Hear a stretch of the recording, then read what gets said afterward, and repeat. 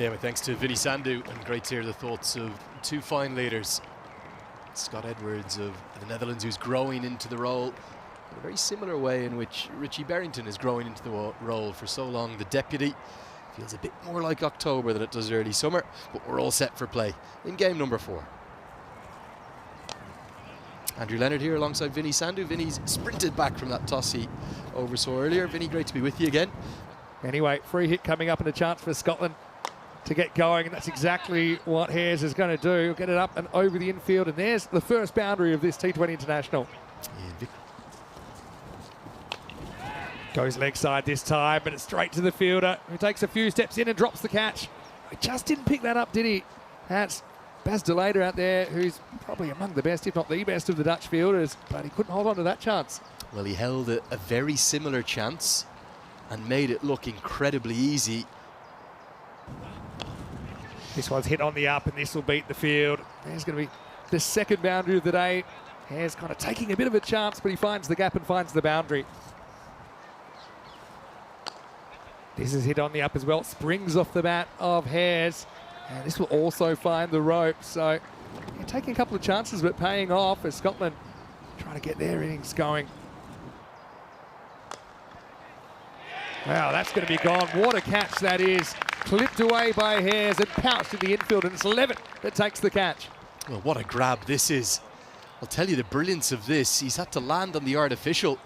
He's in and around it there at mid-wicket.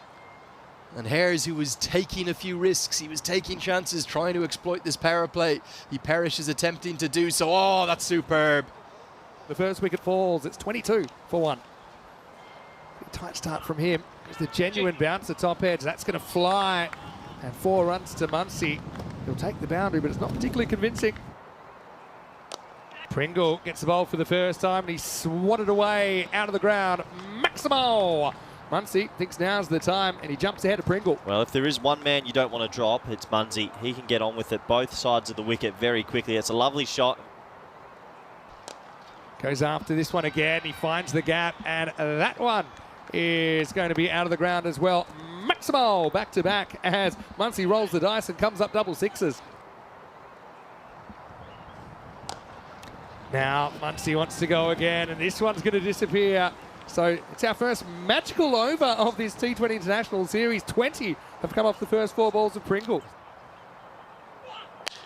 Fraction short, and that one is monstered out towards the long boundary and is tapped over. Maximo for Pringle. This isn't 10 minutes of his life that he'll enjoy watching back. Don't know if he has a play on that or not, but the result is 6 runs to the Scot. Oh! Gets a bit inventive and funkalicious, does Tier.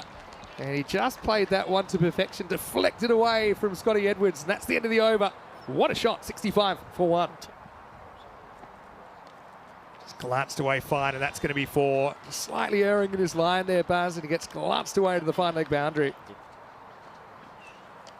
He's bowled him round his legs. He gets too far across and shows too much of the furniture, and Tier has to go for just the 9. Van Beek breaks through, 73 for 2. Van Beek 2 for 2. Could easily have had 3 for already. Interesting shot option. Fine leg was back and deep square was back. He went for the big slog sweepers. And well, Van Beek saw a bit of leg stump, hit the top of it, and a big wicket. So disappointment for Tier as he departs, 73 for 2. Oh, he's nicked off Barrington for a duck, and Van Beek does it again. They say things happen in 3s. Well, he does have 3 big moments in this first innings, and Scotland 73 for 3. Van Beek is on an absolute terror here at VCC Voorburg. Also his home club in the Netherlands, 3 for 2. He could have had Muncie already also, that was dropped. He is bowling beautifully. You know what you're going to get from him, but it's another thing playing it. Following the Scottish captain off, and it's 73 for 3. Tell you more about that in a second. First, this is going to get drilled over mid-off, and that will be 50 to Muncie. He brings it up off 31 balls, and after the start he had quite a remarkable turnaround, and George has arrived here on Dutch soil. Lifted up over the leg side, and that's going to find the gap and is going to be over the top. Maximo! He tries a reverse, and this time he absolutely nails it. 4 runs. And right on cue he pulls, but he pulls straight to the fielder. So Kingma on his home turf is the man who's able to get George for 72. Van Beek takes the catch out on the leg side boundary, and Scotland lose a key man. 111 for 4. Then Nelson strikes. Boy, massive wicket in the context of this game. Well, Muncie, after a fairly sedate start, he turns his innings around. 6 sixes, 4 fours in his knock of 72, and he leaves his team in pretty good shape. 111 for 4. Klein to bowl out. He gets hit straight, and he gets hit long by Leask. It's going, and it's gone. Maximo. And he's bowled him. Had to wait, but he's fired up. Kyle Klein back in the Dutch side. And he bangs that ball into middle and leg and sends Leask packing for 9. It's 124 for 5. Well, I think the nickname Red Mist might be getting attached to him pretty soon. He gets one through, and it's a big wicket. But he will have to go for 9. Klein has something to show for his work. 124 for 5 after 15. Backed away and hit over cover. But Vikram is prowling and he'll take the catch. So Cross is going to go. We have 2 fresh batters at the crease.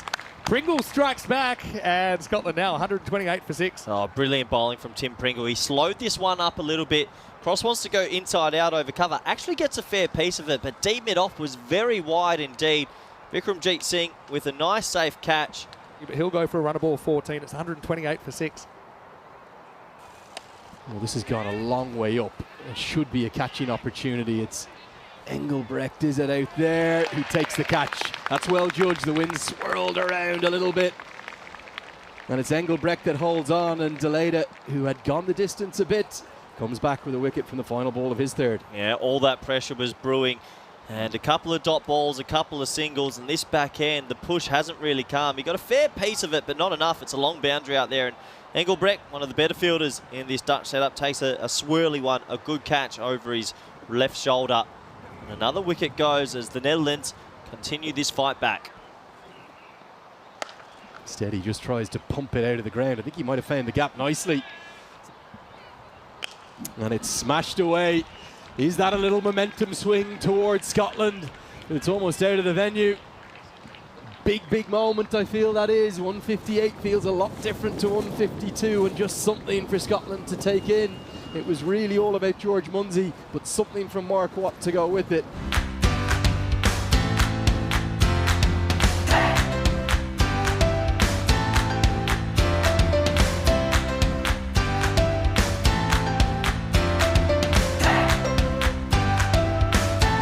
Hello, warm welcome back to this wonderful Voorburg Cricket Club. Ground here, we're not far from Den Haag. Vikramjit Singh will be at the non-strikers end. All set. For the chase, it's 159 to win. 58. Total on the board. Andrew Leonard here alongside Corey. This is pretty full and given. He's had a long think about it. But ultimately he's adjudicated. It was adjacent. It really looked adjacent from behind. That's the only view we have of this live. Might get one more. And Vikramjit Singh, he's none too pleased with that decision, I don't feel. He's the first wicket to fall. The Dutch in early trouble. Chip back towards Seoul and taken. Scotland have 2 and 8 balls. I made them heavy favourites at the halfway stage. This is why. Corey Rutgers, brilliant take from Seoul off his own bowling. Well, that years of experience, I know it's a big birthday for you tomorrow, Lenny, has just come to the floor. 2 massive wickets. Does it stop in the wicket? Is he through the shot too early? It doesn't matter. Levitt has to go. He's been in form. Edged. Oh! There's a slip in place, but it's the strange floating slip at a second, maybe 2.5. Cross couldn't get anything on it. Oh, cleans him up. What a 2 deliveries. 2 of the best you'd want to see at any level. It's Brad Curry. We've just been hyping him up, and he's cleaned up Engelbrecht, the Dutch in tatters.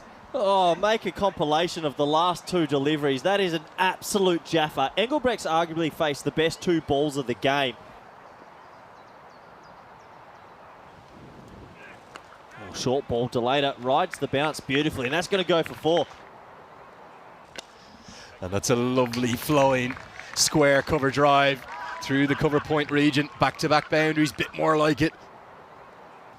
Oh, Instead he goes for the stand and deliver pull, and he gets a very good piece of it. Bit of a nightmare start for Gavin Main. No ball, followed up by being pumped for a maximum. Really good stroke. 6 to the total. A little leg cutter is dealt with very ably by Scott Edwards. It's just going to get to the rope. It's the second boundary of the over. Edwards dances at Watt and hits him back over his head, and that will break that boundaryless run. There have been 22 balls since the last boundary, but Edwards gets 4. That looks pretty close. That one will be gone. So Deleda plays over the top of this one. Grieve strikes with his first delivery. This time the umpire's finger goes skywards as Netherlands' chances perhaps going the other way. 61 for 4. Well, Chris Greaves has this happy knack, doesn't he, of just picking up wickets. You'll feel as though when you face this delivery, it's a drag down, but it's actually kind of his natural length as well. Baz Deleda, big wicket. 27 off 27. Competition. Well, that's pretty close as well, and that's gone. So Parisi goes without scoring. Greaves has a brace, and Netherlands stuttering through the middle over. 61 for 5. Well, look at Richie Barrington. He is so delighted with his leg spinning all-rounder. That's why he's in the team, to create breakthroughs in these middle overs, and that's what Chris Greaves is doing so well. It's 2 in the over, both LBWs. The first one was plumb. Oh, well, this one too. It's going to hit leg stump. I think it's an easy decision again. No doubt about that as Edwards drives powerfully through the covers, and that'll beat the fielder. So rig on action from Edwards.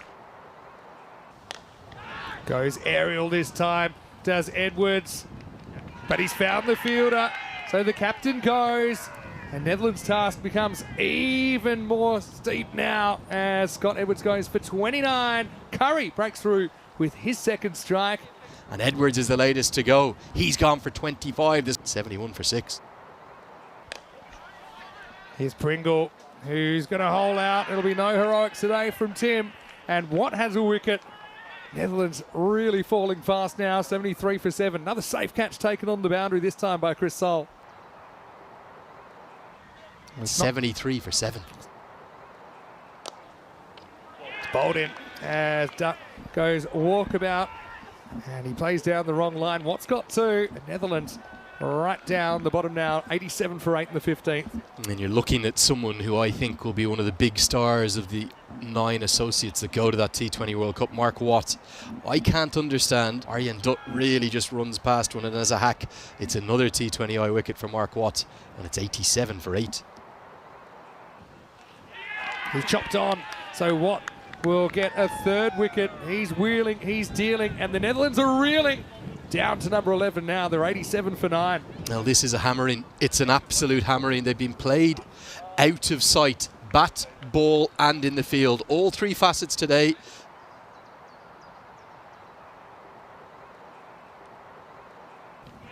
Well, this could be close. In fact, it's game, set and match. Watt traps Kingma in front, and the Netherlands bowled out for 87. It's a 71-run win and revenge for Scotland after that opening day loss.